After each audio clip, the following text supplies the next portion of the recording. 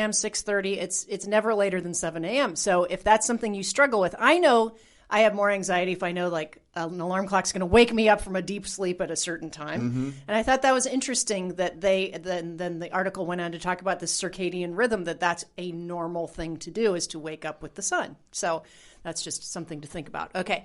But have a starting time and an ending time that's consistent. How many agents out there, and this is mostly top producer types that are guilty of this, that they'll go and they'll have an appointment. They'll say, gosh, I haven't had a regular meal in 3 days. I've been working until midnight every day and I've been juggling all these contracts, this and that. That actually sounds unprofessional to other people. Agents brag to each other about that, but it's not the professional way to do. It's not normal to skip lunch. It's not normal to work, well into the middle of the night and then think you're going to be motivated in the morning. So some level of consistency is actually good for you. And why do people end up working into the middle of the night? Because they're inefficient. Just let's make sure that they understand. Sure. If you are stupid busy and you're just juggling contracts and you've been following our schedule and you're a coaching client and right now you just are feeling like you're juggling, you're spinning a million plates, good, do it. And be a little be a little spent on both edges, right? Burn your candle from both sides. It doesn't really matter because at the end of the day, that's what you're supposed to be doing when you're successful and you're really, really busy. Don't start railroading your success because the truth is for most of you, real estate's a little bit like a bell curve, a lot like a bell curve if you're just learning how to do the business. But if you're silly, crazy busy, hire a transaction coordinator. Hire somebody that's going to be working with you for like $300 a file. If you're a premier coaching client, we give you some referrals. It's on our Harris Learning site, and go through there and basically consider hiring in temporary help.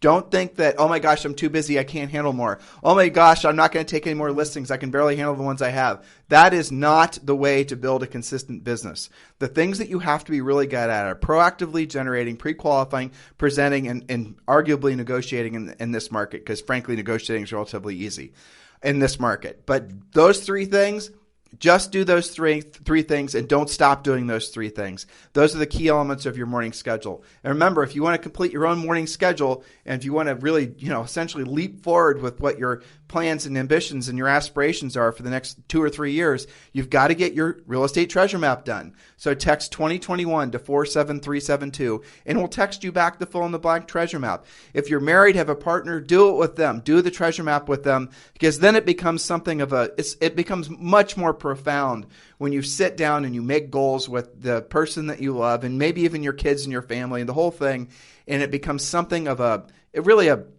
historical artifact or a historical document for your family. And then don't hide it. Don't put it in a drawer. Put it someplace where everybody can see it. And I'm telling you guys, this is how you actually move forward faster.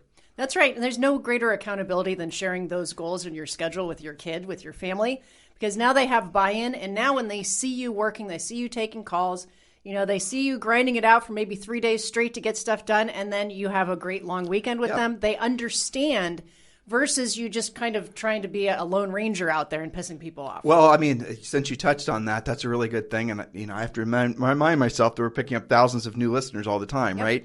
So Julie's giving a great example. And a lot of you guys are feeling guilty because you're not spending enough time with your family, but you're earning all this money. Yes, you're enjoying it. Yes, you're getting a lot of your satisfaction out of it, but you're also creating a financial future of stability and maybe even a financial legacy for your family.